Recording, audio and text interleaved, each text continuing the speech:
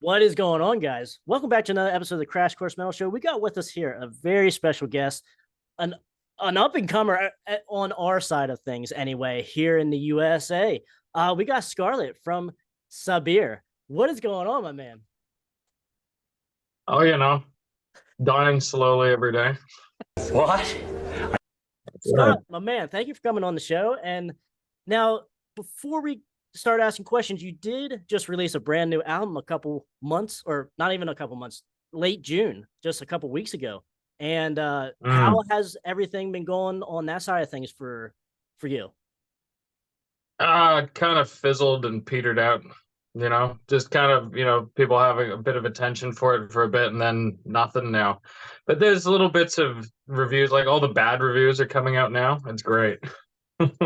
I'm laughing at them. Like one place gave us a 1.5 out of 5. Another place gave us a 3 out of 10. Um, and there was one of the first reviews was this French reviewer where he said that it's so bad that it's the type of music you put on for one listen, put back in your CD case, and then put on the shelf and never listen to it again. No, no, man, Now dude. I've been reposting all of these reviews. So I don't just repost the good ones, I repost the bad ones, but I tag them in like unbelievable review from Metal Radar, or what's an incredible review from Angry Metal Guy. It's Yeah, like you guys have got to check this out. I even said on one of them, you know, let it be known we do not pay for these scores. Just like at Jack in the Box, we like to keep it 100. right. Yeah, dude. I don't know where anyone do these reviewers even like metal or like fun metal even like what is going on here? Because What's I the seen you problem? They posting like metal too much. They I, like it too much. And that. so when somebody does something that's completely acceptable in other genres, aka our production style, I mean, for Christ's sake, there's an artist out there called Melody's Echo Chamber. Like it's in the name. And you don't hear the reviewers of that or Beach Fossils or Dive or any indie sort of low fidelity or Mac DeMarco or anything like that go like, there's too much reverb. Okay, So yeah, I think metalheads can suck a fat one, to be honest. okay, that's interesting because I did see you post a few reviews like you just mentioned, and I'm like, man, what is going on? I didn't get to watch any of them yet, but I was like, what is going on, man? Because like I don't know, maybe I see a lot of the reviews that I've seen have been pretty well received. I haven't seen no bad ones Yeah, yet, but those like, are from the people who seem to get it. The thing is that I haven't read the people. First of all, they get a bee in their bonnet about the production, so that already tells me I'm doing the right thing. The mhm, second thing is that they like the music. They can't help but like the music, but because the production bothers them so badly, it then degrades the music in their mind. mhm, So we've received all sorts of reviews from people who said, "Oh, the music would be okay if." I'm like, okay, so that's where you fucked up. I didn't fuck up. I did the right thing, but you fucked up right, because you kind of show off just how in your own bubble and up your own ass you've been for all these years, and it kind of shows your age. Like it makes you look like a fucking dinosaur, to be honest. And so, fuck these old guys, like fuck them. yeah, dude, and Seriously, that's that's the whole point. That's the whole point here. I agree because there is a problem that I've been seeing the last like 10, 15 years is that there's nothing for us, like the younger generation, like That's no one exactly wants to it. give, yeah, no one wants to give them a chance, give us a chance, and No, it's not good for the scene, not good for the genre just in general. So yeah, yeah. I'm right there with you on that. But yeah, I mean, yeah, go ahead. man, like what you just said there is my has been my entire career trying to put Sabir together. I mean, we get again criticism for these reviewers, and I should really stop saying just because I'm clearly opening myself up for this. When I say that Sabir started in 2010, that's also like saying that Overkill came out in 1979. Like it came out at what, the end of 1979, Right. right? So Sabir came as an idea to me Mm-hmm. and then didn't do anything at the end of 2010, right? And so Right. people go, "Oh, it's taking you 14 years to put out a debut record, mate." It took us 8 years, if you will, or 7 years to even put out Gates Ajar because nobody wanted to play in Sabire. Nobody wanted to do that, and it isn't me. I'm telling you, it's not me. I'm a likable, I can make friends with anyone kind of guy. Right. Yeah. So it isn't that. It's actually the music, the vision, the approach. It all seemed like too much work and just didn't seem right to people. So now, as I wrote in an interview, someone else, now that the vision's out there and people can see it, I mean, there are guys who would sell their own mother to play in this band, Yeah. and I get messages about it all the time. Good. So Good. it's just interesting how it's changed like that. Okay. Now, because that's good because there are hooks everywhere throughout the EP and the new album. Like not too many bands nowadays can write hooks for an hour straight like you did on the new album. Like that blows my mind because anytime I look at a new album or any album, no matter if it's great or not good, if it's over like 10 tracks or like 45 minutes, I'm like, I kind of run the other way. I get scared, but you did a great job of keeping the attention, keeping the atmosphere alive throughout the whole tenure. And that you don't see that too much in today's music. Well, I mean, first of all, thank you. But second of all, I'm going to challenge you on that. I would say, yeah, you can see that because for an hour, that only looks like it's an hour because there's that many songs with that amount of length in one place. If I took, say, for example, one of my very good friends' bands, Unto Others, if I put both Mana and Strength together, that would keep your attention for however long that goes. So right, yeah. I didn't do anything special. I didn't do anything special. All I did was I put songs together in the same spot, and had a horrible time doing it. Well, that kind of leads me to the question. You did have a break in between there now because Ice Cold Lust came out roughly 2 years ago now, and then you kind of took a little break, and then now was that it was unintentional? Okay, and it was not intentional. That Yacht was meant to come out in 2022. Okay. And then it just all kind of fell to shit. So I had a big suicidal crisis at the beginning of 2022, and so that just derailed everything. So I just stopped doing music. I shut down all the band pages. I just disappeared us all, and unfortunately, it's a bit of a habit that has, like, I'm better now, but the whole not doing anything, like I haven't played guitar properly in over a year. Like I don't know how to play any of my songs anymore. I don't know, like we've got stuff that's going to be planned for next year, and I don't have any callus on my hand. All my guitars are fucked. So like it's just like I'm like, you want to talk about imposter syndrome but on steroids, just look at me.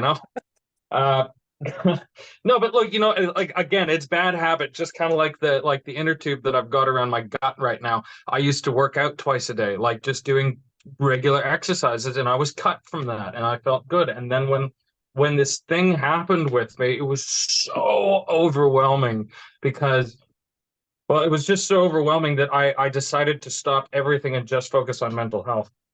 And so, I went to therapy and I got on antidepressants, which I'm on today, and that's great. But the downside is, and I kick myself for not sticking to exercise.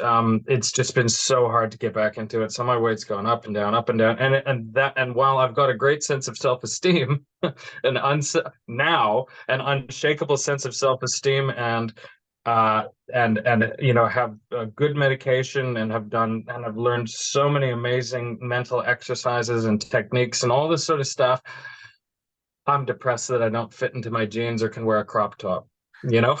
Right. So I've got that, and then I go like, shit, I don't know how to play my songs anymore. Like and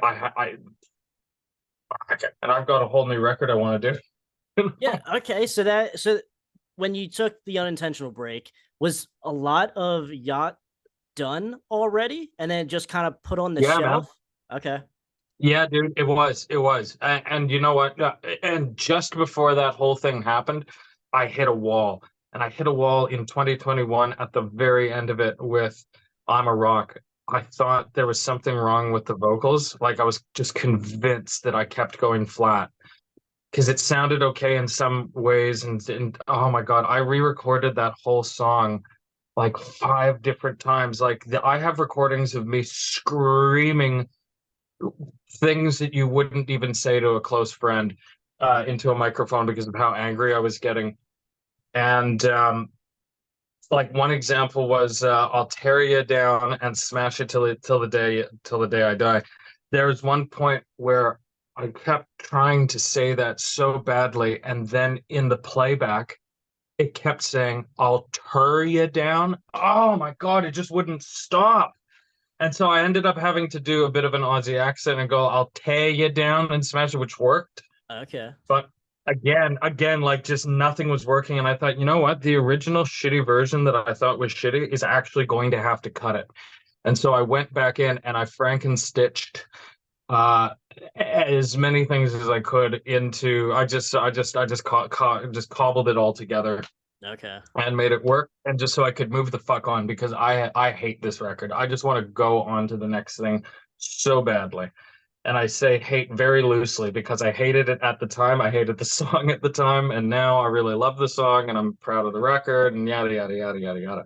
But Right. my God, I'm ready to go on to the next one. Jesus Christ, this was not meant to take so long. And it hurts. It hurts in the reviews. It hurts in people thinking that we've botched our debut. And I'm just going like, yeah, but you know what? It's a concept album and it's not meant to be pleasant to listen to. It's not meant to be a thing of hits. It's meant to be an artistic record. And I don't consider that a botch. I kind of consider that eating your vegetables before you get into the good stuff. So the next record that we have, Flesh to Death, is just going to be a regular record. And that has been a fact since 2020. Like I've been working on that record on the back burner the whole time, and I was just going like, it's just going to be a plain old record, but of course I'll add little bits of artistic stuff because it's me, you know. Right. But Yeah. yeah. Yeah. You gotta keep the, Sabire spirit alive and the Scarlet spirit alive in what. Well, I wanted people to see like what Sabire is actually about. I just didn't want to give them another record. Like I didn't want to do that. Like Gates Ajar, while the recordings turned out the way I wanted, the actual packaging and shit was so rushed in so many ways. We didn't even get the right artwork and all that sort of like I really just wanted people to see what we were capable of, and this record fucking delivered it, and I'm very happy about that. So if it divided people or turned people off, fuck them. The next record will probably be for them, you know, because it'll Okay. just be a straight ahead, heavy metal record. Enjoy Now, it. since you did bring up the concept, it is loosely concepted, I guess. Yacht, the new That's album. right. Now, can you Yeah. kind of give us a little bit like your thoughts on that, as far as like what you were kind of like trying to portray in the album? Yeah, absolutely. I mean, so Jatt is a Strekish word. Strekish is a language, one of the four languages that I made up before I was 15. And that goes along with a whole race of peoples and lore and all that sort of stuff. So Strekish, not Strekish, Jatt is a Strekish word, and it loosely translates to hell. Um, I've had it tattooed on my finger since I was like 19. So that's how I kind of chose to pick. Like I just picked the name of the record by random when I was trying to, fill out artist details for the demo of Ice Cold Lust, and then I kind of realized I stumbled upon something, and then from there I started to build on it. I'm like, oh, sweet, what a happy little accident that was. So hell at its essence is discomfort.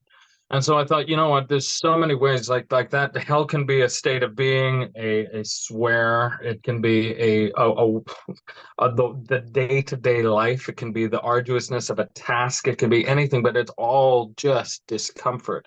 Mm-hmm. And so I thought, uh, I could pick all the songs I just picked for it. So nothing was written for the concept except for the bookend tracks in the middle, which has to do with more of Strekish lore, Okay. like just about, their metaphor for what the metaphysical realm of, hell is, or yacht is.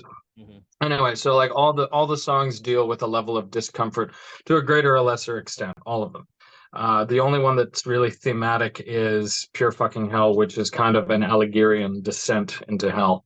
But everything else is personal, even right down to Rip Rip Kill. I mean, like the guy I wrote Rip Rip Kill about, I'm friends with again. And I said, hey, man, I'm sorry, but when I really hated your guts, I wrote this song. And he's like laughing his ass off. And I go like, I get a little personal. I bring up the mom thing. I'm really sorry. He goes like, nah, dude, it's okay.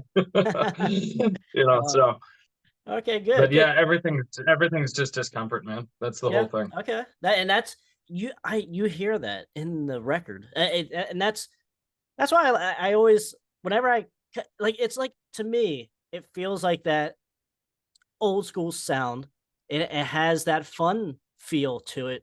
But when you get to the lyrics, when you actually read the lyrics and understand the lyrics, it's a whole different Yeah, tone, and I think yeah, it's such a like a Pandora's box of an album. Like there's so much you can listen to it when you're kind of depressed. You can listen to it even on a Friday or Saturday night too. Certain that's elements of right. it, and I think that That's it right. really captures that. So I think That's right. that's yeah. So I think now since you did mention the next album here, is it you said it's gonna be more not so concept, not really based on any concept, just you guys or you going out and doing your thing. Now, is that gonna be more can you kind of just give us a feel on like what that kind of is to you?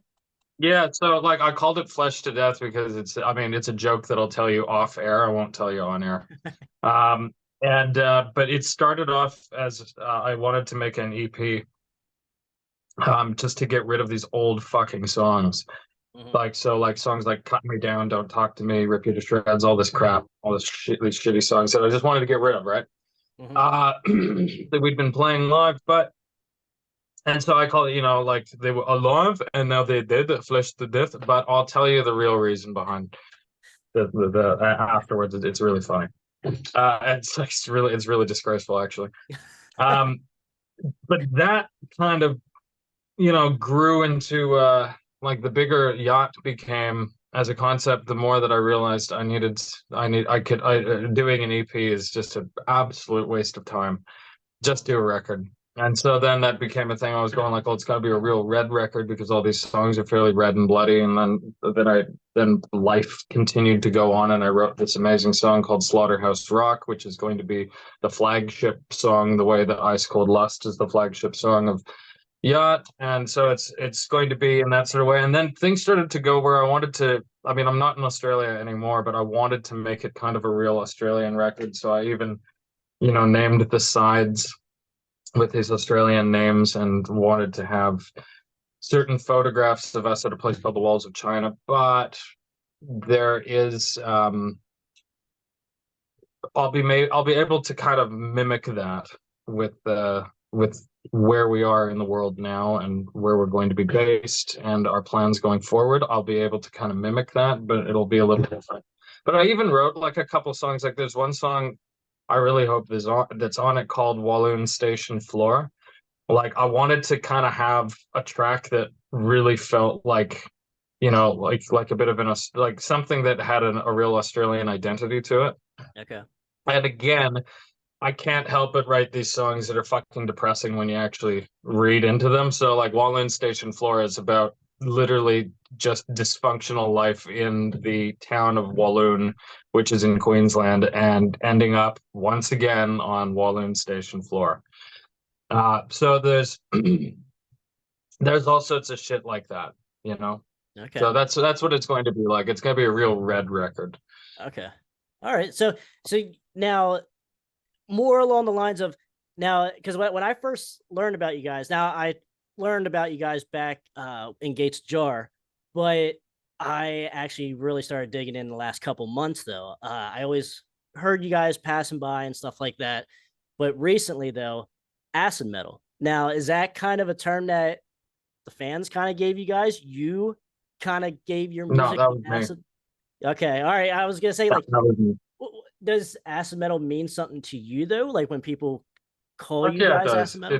It means it's everything that we do. I mean, like it's like our heavily modulated, guitar sounds acidic and this, that, and the other. And the lyrics, as you're saying, like when you go and really listen into it, it's just like whoa. So it's like that bitiness. It's kind of like getting a piece of sulfuric acid on your skin and like dripping through. So there's all that sort of stuff. And you can carry it even further and say, like all these other bands. Like I can't even tell you what I don't want to name drop any bands, but like none of my friends' bands, but maybe bands that I've played with or just other bands that are around the scene. Like I couldn't fucking tell you what they sing about.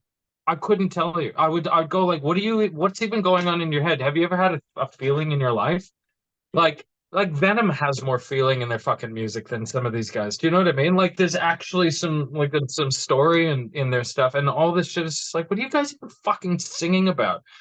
So for Sabir to come along and actually, I don't know, have a feeling or personal experience into their music is wildly and radically different nowadays. And it's something that these dinosaurs don't seem to understand, is that just because they lived through a time when people were actually for some reason not afraid to do that, you don't know what it's like to be a young person now doing this stuff where everyone is trying to fit into a not preconceived, preordained genre where they have to color within the lines and this stuff. It's like, oh, I'm sorry, you had the luxury of growing up when your artists just fucking played. Yeah. We don't do that anymore. Hmm. This band does, and that's what's radical about us. Is our sound radical? No, we're not. No, fuck no. But Right. I'm going to help make us stand out by calling our music a different genre by saying, hey, there's something a little different here. We're not speed metal. We're not rock and roll. We're not heavy metal. We're not fucking glam. We're not any of these things. We're acid metal. Hmm. I don't see any other guys walking around with high-heeled stilettos and black and white hair and better makeup than your fucking girlfriend. Like, come on, Good. Yeah. seriously. You have a personality. I think that's kind of like what you were referencing to like other bands. Like, where's the Yeah, personality in this, in your lyrics and your music and everything, and your look as well? Personality in your look. So, but yeah, I agree with you 100% there. And so now you did mention going back, or you did were in Australia. Now you're in Canada, correct? no, I'm from here. I'm from Winnipeg. Okay. This is All right. Yeah. I'm literally in my mother and father's house here. This is where I grew Okay. up. Okay. So I came here to save a bit of money, got myself into debt.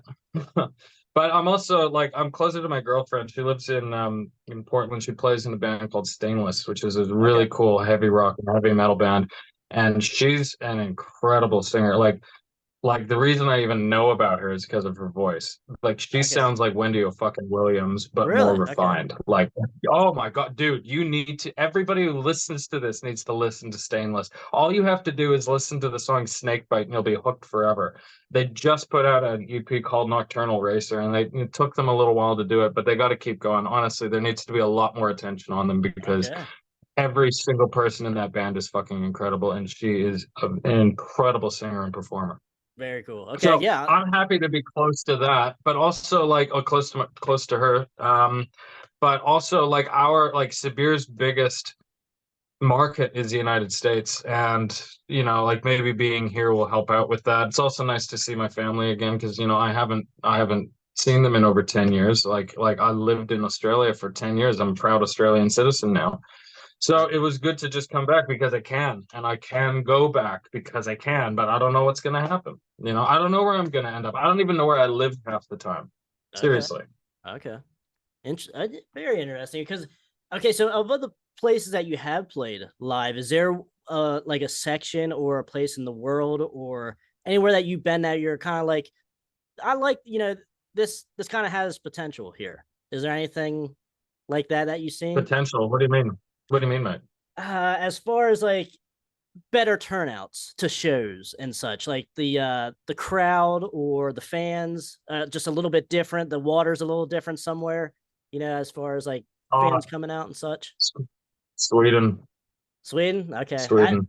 That Oh, it's the seems, best. yeah, that seems to be Yeah. just even Europe in general, but like Sweden does seem to be the sweet spot for a lot of different subgenres of metal. So Yeah, okay. I came back obsessed with Sweden. I started to learn the language. Jag älskar Sverige. Jag läser svenska redan. Very good. Okay. Good. So which means I practice Swedish every day. Okay. Uh, we've never played the States. We'd love to. I've got a couple of people on the inside telling me that Sabire is bigger than I think down there. So Hmm. I'm excited to finally, do that. I'm very excited to do that because it seems that that's where the calling is. Good, good. Yeah, and that's kind of like the last place a lot of us would think is, oh, USA would be your hotspot, but hey, It is. It's the highest things for All of our merch orders are almost exclusively United States or Germany, or Okay. here and there the UK.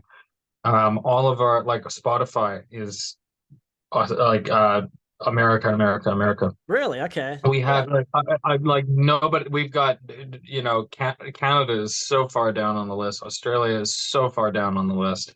It's really just Europe and the USA. Yeah. So it will be a long time before Sabire ever plays in Canada because there's just unless I'm playing at a place or that we're playing in a place that holds at least 1,000 people. I'm not doing it.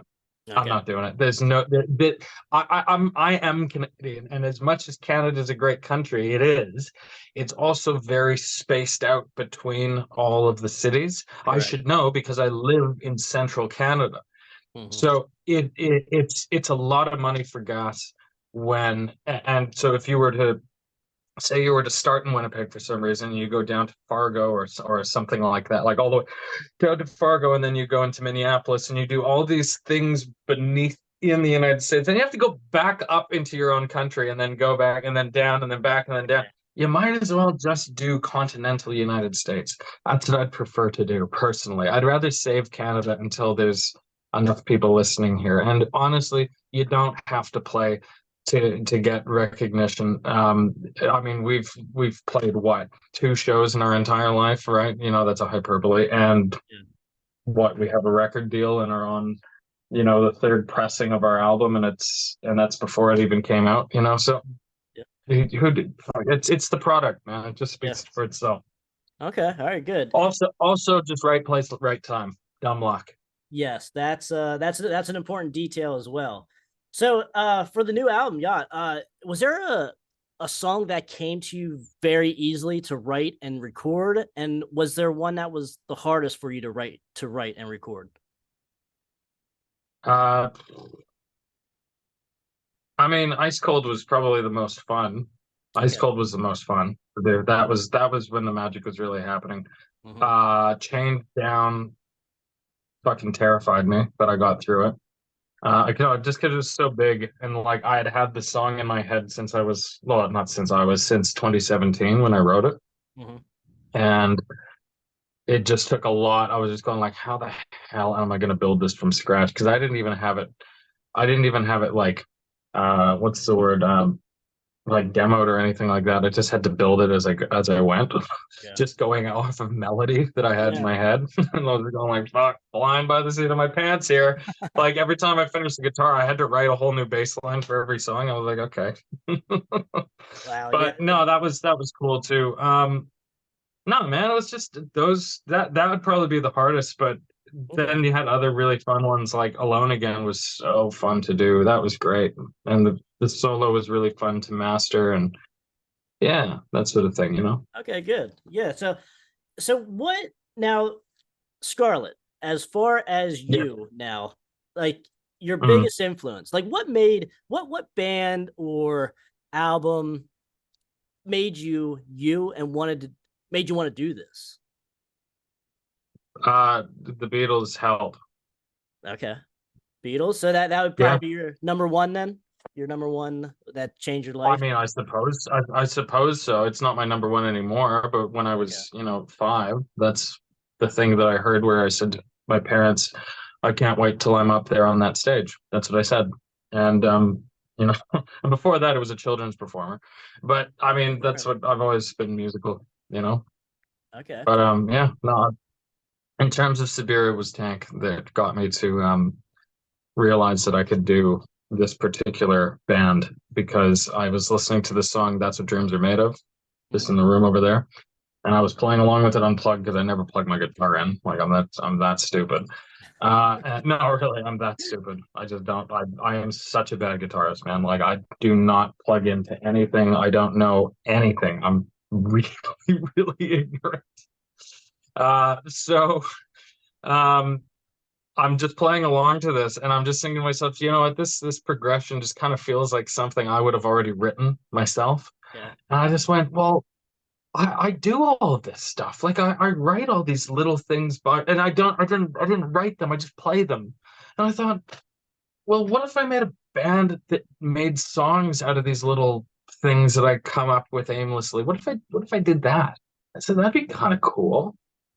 I said that'd be pretty neat. I haven't done anything like that before because right, playing with all these other bands that fit into preordained things. You have to go for a specific flavor. And I thought, well, what if I didn't do that?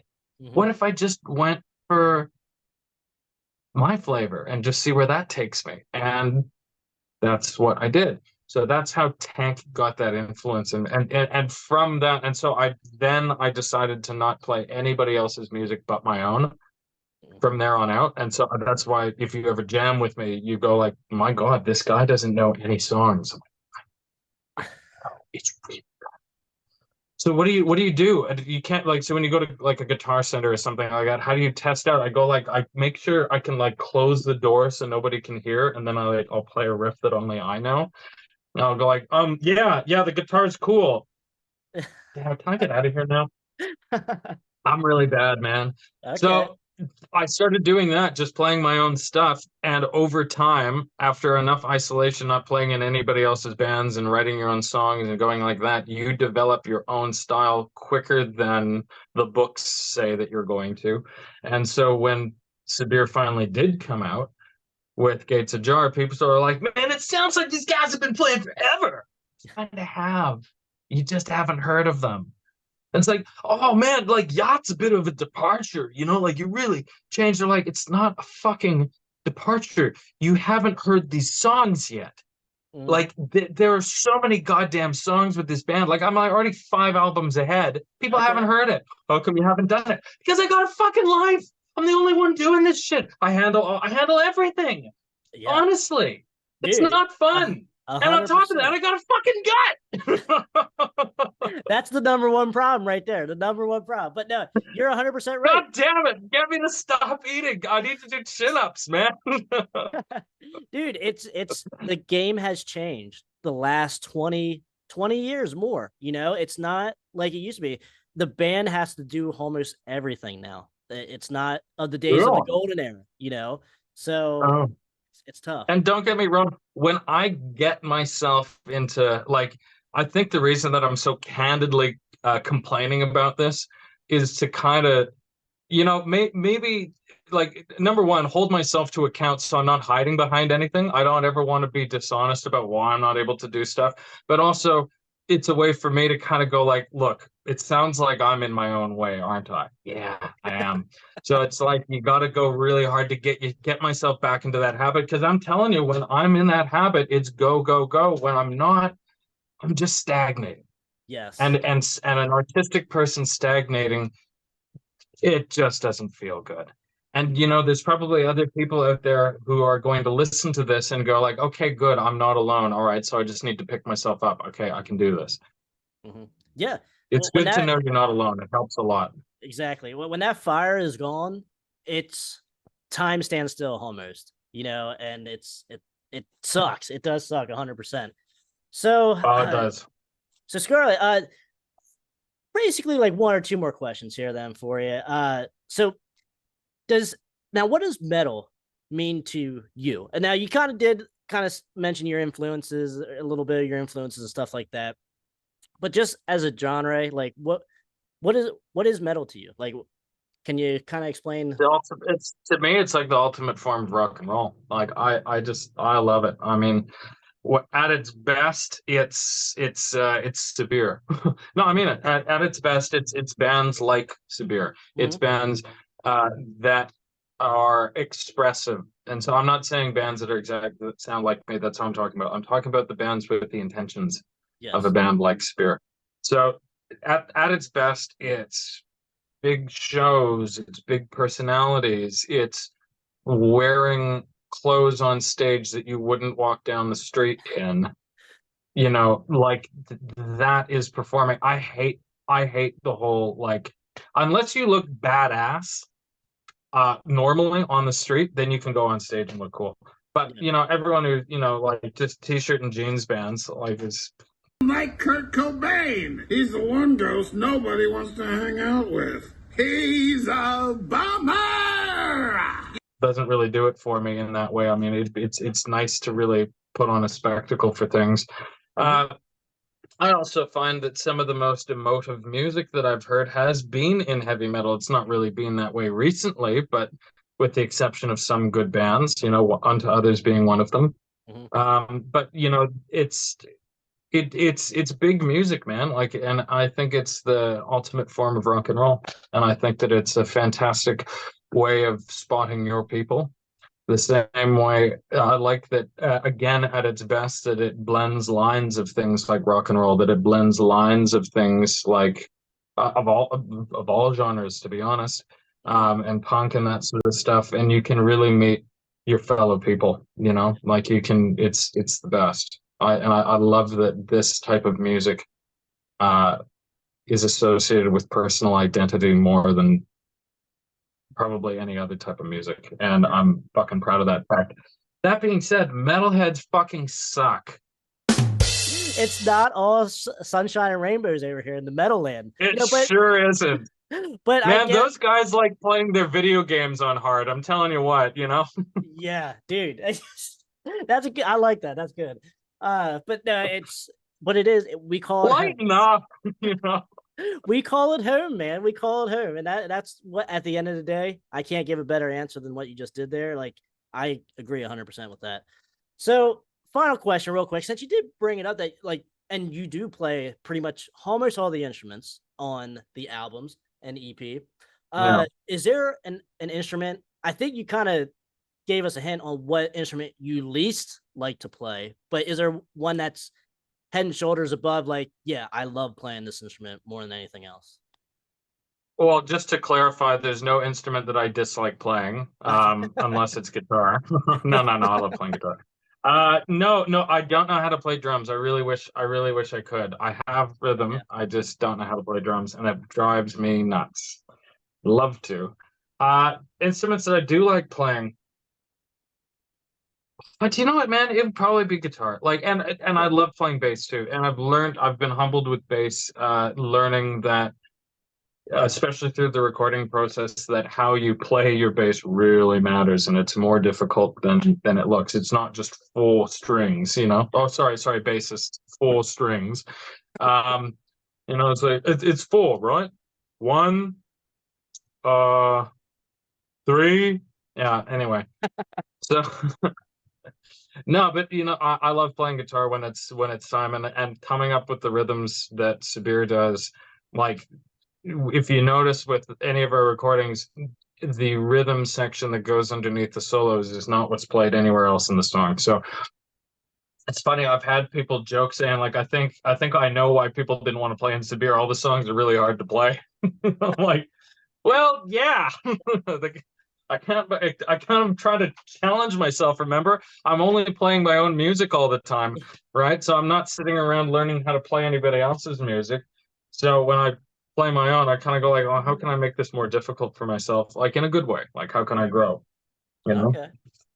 Very cool, man. So, dude, that pretty much sums up a lot of my questions that I have for you. Is there anything else that you would like to end on, like for the followers, for the fans, for the viewers? For the fans, thank you for being there. For anybody new, just turn around and walk the other way. Just pretend you heard anything. Just walk the fuck away. You don't want to be here. This is not for you. And for the viewers, I don't know, man. I mean, you know, Visine's pretty good. Kind of helps. You know, should help get that sting out. Reading glasses help sometimes too. You know, gotta be. Reading glasses help as well. Yeah, you know? I got you. All right, brother, dude. Thank you so much, Scarlett, man, for coming on. Yeah, no worries. I'm great. Dude, I recommend the new album, Jatt, to everyone since I came across it a couple months ago, and gets better every time I listen to it, man. And I'm not. How many friends have you lost from doing that? Come on, seriously. No, I wouldn't say I gained friends, but I haven't lost any. I said lost. Yeah, my man. So, guys, let us know in the comments what you think of Sabire and Scarlett. Real firecracker here, huh? Yeah, we got a good one here. So, all right, guys. Until next time, that's Scarlett from Sabire, and I'm Trevor Krash Knight. Stay out of that collateral damage, and we will see you guys later.